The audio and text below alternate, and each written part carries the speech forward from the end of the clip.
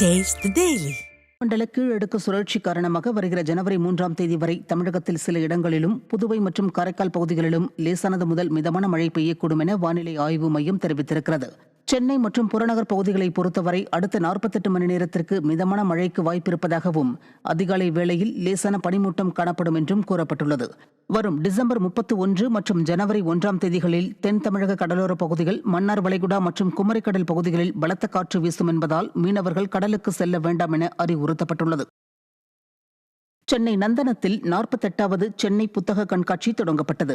நந்தனம் OMCA மைதானத்தில் December 27 முதல் ஜனவரி 12ஆம் தேதி வரை மொத்தம் 17 நாட்கள் நடைபெறவுள்ள இந்த புத்தக கண்காட்சியில் 900 அரங்குகள் அமைக்கப்பட்டுள்ளது. வார நாட்களில் பிற்பகல் 2 மணி முதல் இரவு 8:30 மணி வரையும், வார விடுமுறை நாட்களில் காலை 11 மணி முதல் இரவு 8:30 மணி வரையும் புத்தக கண்காட்சி நடைபெறும் என தெரிவிக்கப்பட்டுள்ளது. இந்த புத்தக கண்காட்சியில் குழந்தைகள் முதல் பெரியவர்கள் வரை அனைவரும் படிக்கும் அனைத்து நூல்களும் கிடைக்கும் வகையில் ஏற்பாடு செய்யப்பட்டுள்ளது. நாவல், சிறுகதை, கவிதை, கட்டுரை, வரலாறு உள்ளிட்ட பல்வேறு வகையான புத்தகங்கள் 10% தள்ளுபடியுடன் விற்பனைக்கு வைக்கப்பட்டுள்ளன. கடந்த ஆண்டை விட இந்த ஆண்டு லட்சக்கணக்கான புத்தகங்கள் விற்பனைக்கு வந்துள்ளதாக பதிப்பாளர்கள் தெரிவித்தனர்.